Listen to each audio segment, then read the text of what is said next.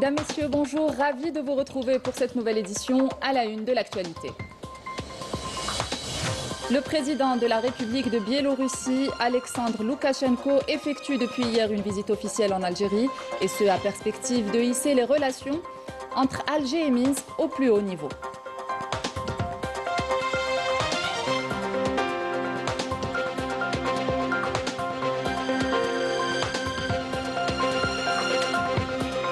Nous vous ferons découvrir dans cette édition une plateforme capable d'analyser en quelques secondes les interactions liées à la consommation de différents aliments ou encore à la prise de traitements médicaux.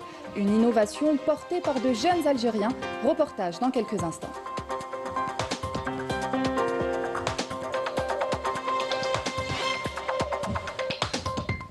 Au Maroc, de nombreux citoyens se retrouvent démunis face aux démolitions arbitraires de leurs commerces et habitations, souvent menées sans solution alternative. Des familles entières se retrouvent ainsi plongées dans le désarroi et parfois contraintes à l'errance, une situation qui illustre la détresse croissante de la population.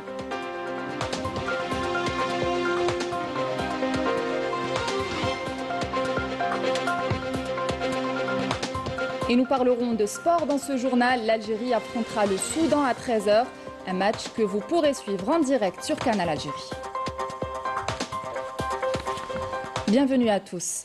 Dans le cadre de la visite officielle qu'effectue depuis mardi en Algérie, le président de la République de Biélorussie, Alexandre Loukachenko, dans la perspective de hisser les relations entre Alger et Minsk au plus haut niveau, des relations qui ont connu ces dernières années une dynamique politique et économique croissante caractérisée par la forte volonté des dirigeants des deux pays de donner un nouvel élan aux relations bilatérales et de renforcer les opportunités de partenariat et de coopération. Raouf Hamouch.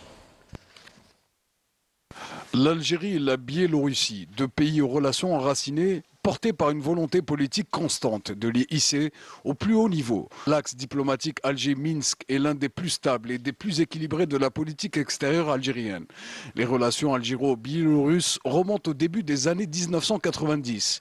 Après l'indépendance de la Biélorussie en 1991, l'Algérie fut parmi les premiers États à reconnaître la nouvelle République, ouvrant ainsi la voie à un partenariat fondé sur le respect mutuel et la non-ingérence. Justement, dans un contexte international marqué par les bouleversements, les deux pays ont su préserver une ligne politique équilibrée, permettant de développer leurs relations de manière régulière à travers l'ouverture d'ambassades et l'instauration de canaux de communication officiels et permanents. Une relation diplomatique solide qui a donné naissance à des relations durables et stables, des relations qui s'apprêtent aujourd'hui à franchir une nouvelle étape, celle de la coopération économique. Car il faut dire que le rapprochement politique entre Alger et Minsk ouvre désormais la voie à des perspectives d'investissement renforcées, notamment dans les domaines de l'agriculture, de l'agroalimentaire, de l'industrie mécanique, des nouvelles technologies et bien d'autres secteurs. Cette coopération bénéficie aujourd'hui d'un contexte favorable grâce aux réformes profondes engagées par l'Algérie pour améliorer le climat des affaires, simplifier les procédures, renforcer la transparence et encourager l'initiative économique. Ces changements font de l'Algérie un partenaire attractif pour les pays d'Europe de l'Est, avec un appui réciproque dans les organisations multilatérales et une relance continue des mécanismes de concertation politique. Les travaux de la 12e session du séminaire de haut niveau sur la paix et la sécurité en Afrique, processus d'Oran, se sont achevés hier. Une édition marquée par une participation exceptionnelle, confirmant l'importance croissante de ce cadre de concertation au niveau continental et international. Les participants ont appelé à unifier les efforts de lutte contre le terrorisme, l'extrémisme et le crime organisé, tout en bénéficiant de l'expérience de l'Algérie en la matière. Walid Yousfi. Les participants à la 12e session du séminaire de haut niveau sur la paix et la sécurité en Afrique ont été unanimes. Ils appellent à unifier les efforts de lutte contre le terrorisme, l'extrémisme et le crime organisé, tout en s'imprégnant de l'expérience de l'Algérie en la matière. À ce titre, le ministre des Relations internationales du Botswana a mis en garde contre la prolifération du fléau du terrorisme et de l'extrémisme violent en Afrique, insistant sur l'urgence de s'inspirer de l'expérience de l'Algérie et de bénéficier de son expertise dans ce domaine, ainsi que dans la gestion des crises en tant que modèle à suivre afin de garantir la paix, qui est le fondement de tout effort vers la prospérité. Il a par la même occasion réaffirmé l'importance du développement économique pour relever les défis auxquels le continent africain fait face.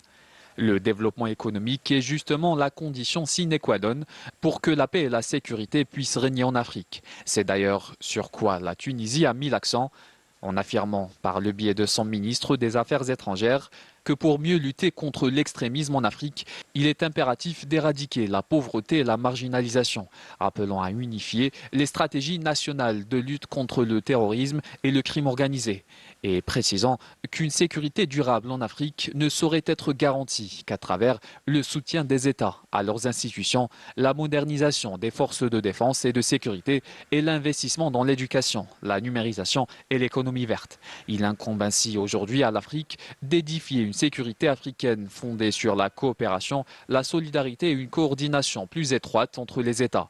Une coopération continentale qui devra s'étendre. D'ailleurs, la 12e session du processus d'Oran a été l'occasion de mettre en avant la nécessité d'une coopération étroite entre le Conseil de paix et de sécurité de l'Union africaine, le Conseil de sécurité des Nations unies et l'unification des efforts du groupe A3+, pour faire entendre la voix de l'Afrique.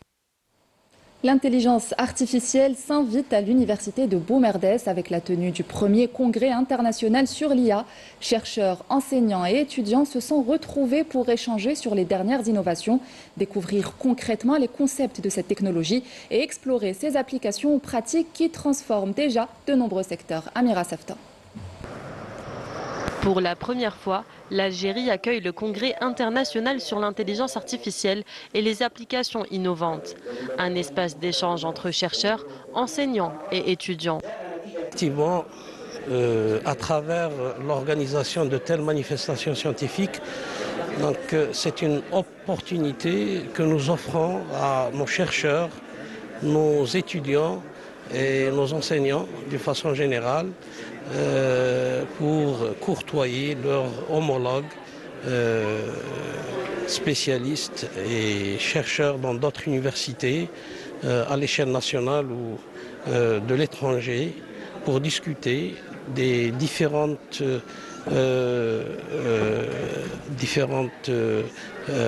problématiques relativement à l'application de l'intelligence artificielle. L'événement permet aussi aux étudiants de se familiariser avec les concepts clés de l'intelligence artificielle et de comprendre de quelle manière les projets peuvent être élaborés, développés, puis mis en œuvre de manière concrète. Cette conférence nous aide à renforcer nos compétences en matière d'IA et élargir notre réseau. J'y ai découvert les bases du NLP et les différentes interventions étaient vraiment inspirantes. Tout d'abord, ces ateliers vont nous rapporter une vision de comment appliquer nos connaissances dans l'industrie ou bien dans la réalisation des projets. C'est ce qu'on est en train plutôt de chercher, de faire, etc. Et où les appliquer. Par exemple, on en a des domaines, mais il y a certains domaines, peut-être des idées qui vont être appliquées, mais pas entrer dans le marché. Ça ne va pas suffire le marché ou bien ça ne va pas être intégré dans le marché. Donc, ces ateliers-là vont nous donner ces idées et ces informations dont on a besoin. Entre ateliers pratiques, conférences et démonstrations interactives, ce congrès crée des passerelles entre la recherche, les institutions et les jeunes talents, offrant à chacun les outils nécessaires pour mieux naviguer dans le vaste univers de l'intelligence artificielle. L'intelligence artificielle transforme notre façon de travailler, d'étudier et de mener nos recherches. Ses applications sont nombreuses et touchent à tous les domaines, notamment celui de la santé.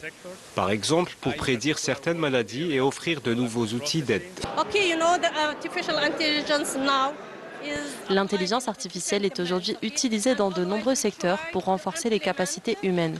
Le projet que nous présentons, réalisé par 2 de mes étudiants en master, consiste en un gant capable de traduire la langue des signes américaine en texte et puis en voix. Une première édition qui pose les bases d'une dynamique prometteuse où innovation, savoir et intelligence artificielle s'imposent comme moteur du développement numérique en Algérie. Innovation toujours avec cette start-up algérienne spécialisée dans l'analyse rapide des interactions ou des risques liés à la consommation de différents aliments ou encore à la prise de traitements médicaux. Même si les effets indésirables peuvent varier d'une personne à une autre, cette plateforme permet de mieux les anticiper. Une idée portée par une équipe jeune et hautement qualifiée qui confirme le potentiel de l'expertise locale dans le domaine des technologies de santé. Majda Jahmoun. Bonjour. Spécialisée en gestion sanitaire et hospitalière et passionnée par la pharmacovigilance, Farah n'a jamais abandonné son idée de start-up. Après une première tentative en 2016 qui n'a pas abouti, elle s'est remise à la recherche en 2022 pour lancer aujourd'hui Cure Sky AI, une plateforme opérationnelle depuis quelques mois. En 2015, un proche à moi a subi une interaction médicamenteuse qui lui a compliqué son état de santé. De là, j'ai commencé à chercher est-ce que c'était un problème local ou bien international. J'ai découvert que la pharmacovigilance avait un taux de plus de 1,8 milliard de cas dans le monde entier. Et le processus, il a commencé de là. On a commencé aussi à faire notre recherche, à construire une base de données des médicaments en Algérie, puis au Sénégal, Ghana, Mali et d'autres pays de la région MENA, tels que l'Arabie Saoudite, le Bahreïn et Qatar. Aujourd'hui, Cure Sky AI a pris vie, donc c'est un nouveau-né, comme on dit. Un nouveau-né qui vous permet de connaître l'interaction qu'il peut y avoir entre des médicaments, des épices, des herbes ou même des aliments. Il vous suffit simplement d'introduire leur nom sur l'application. On a développé 4 API, Wiqaya qui est un jeu de mots en arabe entre prévention puis intelligence artificielle où on prédit les interactions médicamenteuses. Donc nous avons ToxiSense, un outil qui nous permet de prédire le niveau de toxicité d'une molécule et on peut même faire les tests in silico, ce qu'on appelle les tests sur les données. Donc après nous avons PhytoSafe qui est un outil qui nous permet de faire les prédictions entre les médicaments et les herbes et épices. Et nous avons en dernier NutriWisdom qui nous permet de prédire les interactions entre les médicaments et les nutriments. L'objectif de la plateforme est une aide à la décision pour le médecin et pour le pharmacien. J'ai participé à développer une partie de la plateforme Cure Sky AI. J'ai collecté une base de données qui déjà existe, qui contient toutes les interactions qui déjà existent entre les médicaments et les herbes. Et les épices ou avec des alimentations. Après, en utilisant des techniques en intelligence artificielle, j'ai développé un modèle qui sert à prédire les interactions. Donc, l'utilisateur peut introduire des informations qui n'existent pas déjà dans la base de données que j'ai déjà collectée. Après, ce modèle intelligent va prédire l'interaction exacte. Farah s'apprête aussi à lancer prochainement CosmetoCare. Avec une équipe pluridisciplinaire et 100% algérienne, elle a développé une plateforme qui analyse plusieurs formules chimiques et prédit en quelques secondes la probabilité de 3 niveaux de risque cancérogène. La prédiction de la probabilité de 3 niveaux de cancer et à partir d'une seule formule chimique, 3 types de sensibilité, à savoir la sensibilité des yeux, de la peau et la carcinogénicité. Donc celle-ci, elle est dédiée aux producteurs en cosmétologie. On a utilisé notre plateforme sur un produit cosmétique mondial qui a le résultat de prédiction nous a donné que le produit était cancérogène et des études après quelques mois ont prouvé que notre résultat est vrai. Avec un objectif d'être leader dans la pharmacovigilance et la sécurité du médicament en Algérie et même en Afrique, cette start-up met en lumière le très haut niveau des jeunes talents algériens et leur ambition d'aller plus loin. Et ce communiqué du ministère de la Défense nationale dans le cadre de la lutte antiterroriste et grâce aux efforts des unités de l'armée nationale populaire, les terroristes respectivement dénommés GA dit Abdou Jaffer et HC dit El Chérif se sont rendus aux autorités militaires d'Adrar et d'Ingezem en leur possession un fusil mitrailleur et 3 pistolets mitrailleurs de type Kalachnikov, une quantité de munitions et d'autres effets. Dans le même contexte, des détachements de l'armée nationale populaire ont arrêté 4 éléments de soutien aux groupes terroristes dans différentes opérations à travers le territoire national. Dans le cadre de la lutte contre la criminalité organisée en continuité des efforts déployés afin de contrecarrer le fléau du narcotrafic dans notre pays, Des détachements combinés de l'armée nationale populaire ont intercepté en coordination avec les différents services de sécurité lors d'opérations exécutées à travers les régions militaires 30 narcotrafiquants et mis en échec des tentatives d'introduction de 19 quintaux et 93 kg de kiff traité provenant des frontières avec le Maroc, alors que plus d'1 400 000 comprimés psychotropes ont été saisis. À Taman Rasset, Bourj Badji Mokhtar, Ingezem, Ilizi et Janet, des détachements de l'armée nationale populaire ont arrêté 344 individus et saisi 29 véhicules, 244 groupes électrogènes, 133 marteaux-piqueurs, ainsi que des quantités de mélange d'or brut et de pierres et d'équipements utilisés dans des opérations d'orpaillage illicite. De même, 14 autres individus ont été appréhendés et un pistolet mitrailleur de type Kalachnikov, 7 fusils de chasse, plus 100 000 litres de carburant ainsi que 25 quintaux de tabac et 10 tonnes de denrées alimentaires destinées à la contrebande et à la spéculation ont été saisis et ce lors d'opérations distinctes. Par ailleurs, les gardes-côtes ont mis en échec sur les côtes nationales des tentatives d'émigration clandestine et procédé au sauvetage de 63 individus à bord d'embarcations de construction artisanale alors que 270 émigrants clandestins de différentes nationalités ont été arrêtés à travers le territoire national.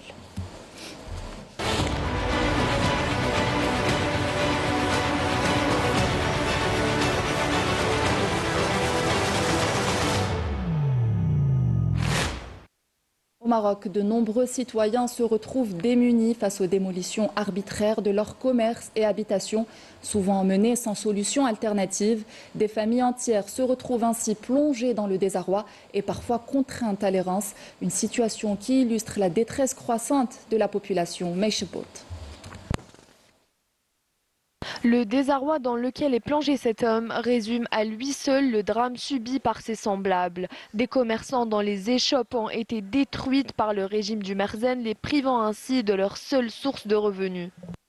On va mourir de faim. Je dois de l'argent à l'épicier, celui qui m'alimente en eau et celui qui me loge. Je n'arrive plus à payer mon loyer, je croule sous les dettes. Ils veulent qu'on quitte le marché. Mais on ne se laissera pas faire, comme cela s'est déjà produit avec le marché de gros.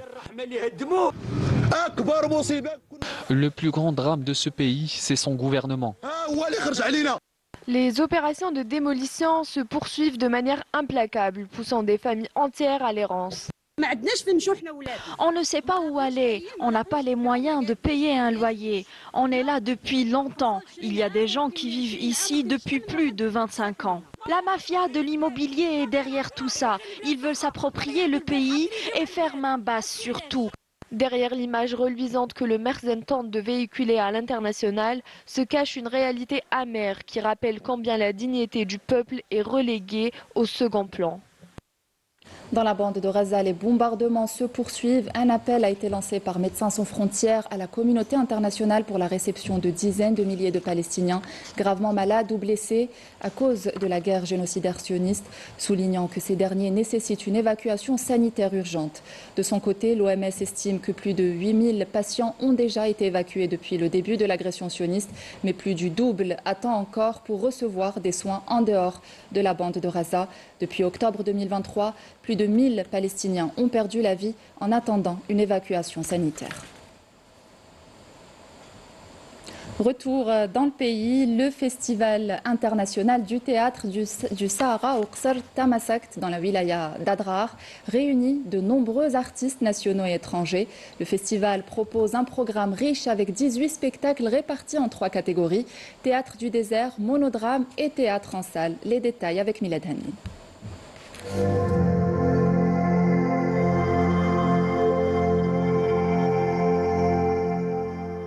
Au cœur du désert algérien, dans le Qsar restauré du Tamasrt, la culture reprend possession des lieux à la faveur de la 2e édition du Festival international du théâtre du Sahara, dont l'ouverture a été marquée par la présentation du spectacle du metteur en scène Haroun Kilani.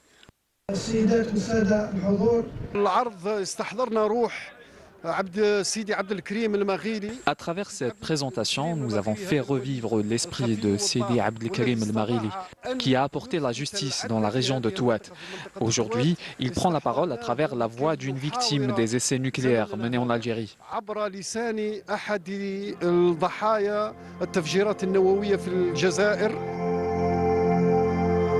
Les artistes venus des 4 coins du monde ont pu explorer une autre facette du 4e art, loin de l'image classique des planches et des salles.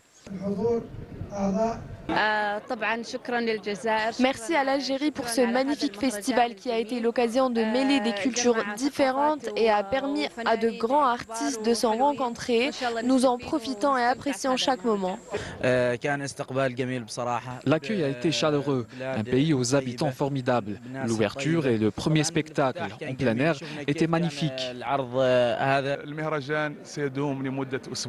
Le festival durera une semaine avec de nombreuses activités. 3 parcours de compétition investiront le désert comme scène. Il y aura également des spectacles, des monodrames et un forum scientifique et culturel. Entre mémoire, engagement et beauté, le grand ergue algérien se transforme, le temps du festival en scène vivante au grand bonheur des amoureux du théâtre.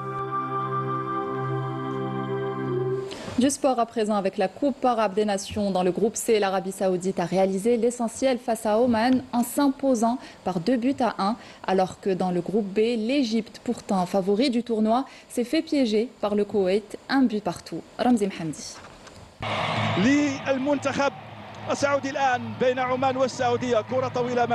Grâce à Dawsari, en feu, l'Arabie saoudite s'est imposée sur le score de 2-1 face à Oman lors d'un choc tendu de la Coupe arabe.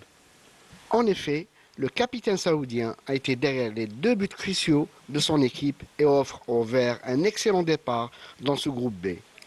Un match intense des 2 sélections où les Omanais se sont procuré la première occasion par l'intermédiaire d'Ali El Boussaidi suite à un puissant coup franc à la 16e minute.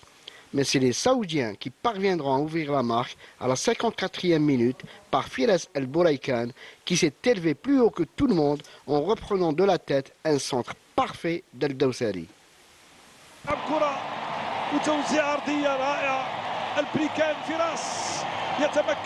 Les Omanais parviendront à égaliser à 20 minutes de la fin du match par Ghanim El Habbashi, lui aussi de la tête, et remet les pendules à l'heure.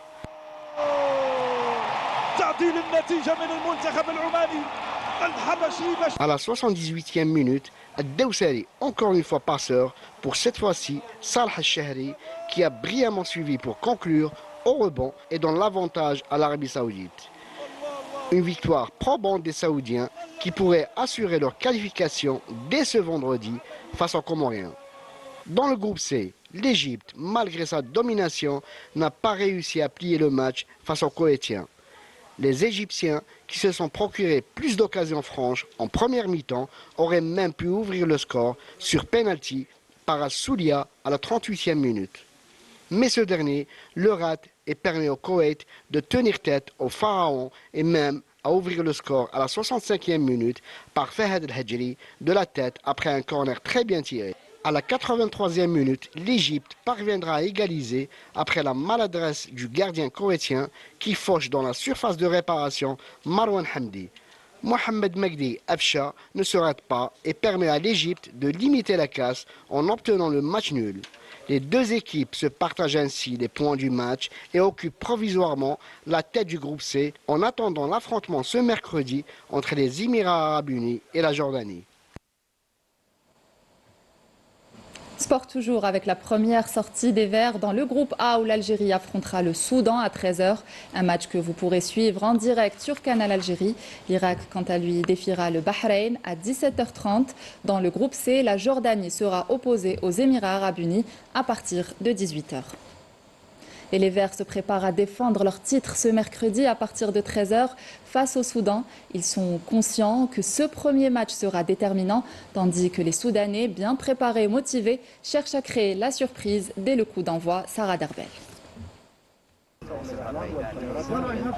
Pour son entrée dans la Coupe arabe, l'Algérie affiche d'emblée ses ambitions avant ce premier match face au Soudan. Un adversaire présent avec son équipe A.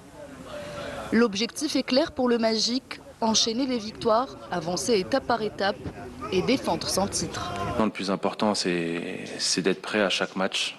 Et je le redis, comme une finale, c'est un mot très important parce que chaque match a son importance. Et en tout cas, voilà, nous déjà on se concentre sur le premier match et surtout se qualifier au premier tour. Donc ils chauffent le Soudan, ils ont mis toute leur énergie, sachant qu'ils ont une canne derrière, donc ça montre l'importance de la Coupe arabe pour cette équipe. Mais en tout cas, ça va pas être un match facile et Inch'Allah, nous wajdin. De l'autre côté, le coach soudanais affiche la même ambition. Offrir du jeu, remporter des matchs et essayer de s'installer durablement dans cette compétition.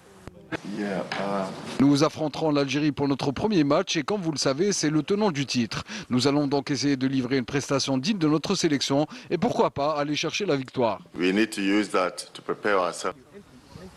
Les joueurs, eux, se montrent unanimes.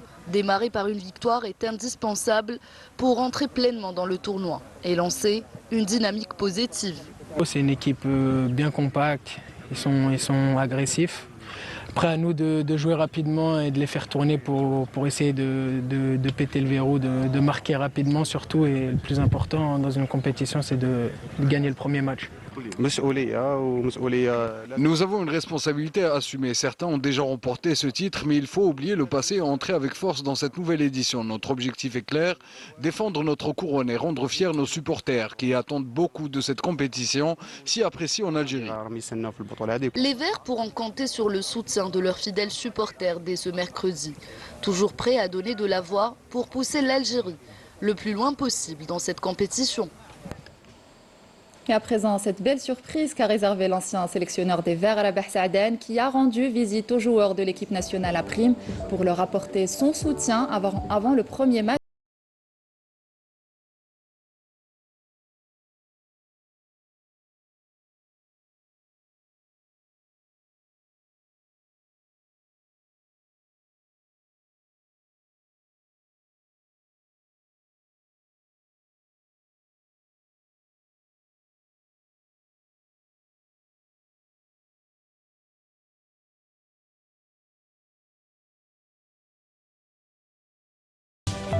Encouragé parce que c'était une belle compétition. J'espère que vous l'avez déjà gagné il y a 4 ans de ça, n'est-ce pas? C'était un bon souvenir aussi. C'était bien. Et cette fois-ci, ça va être encore plus difficile. Mais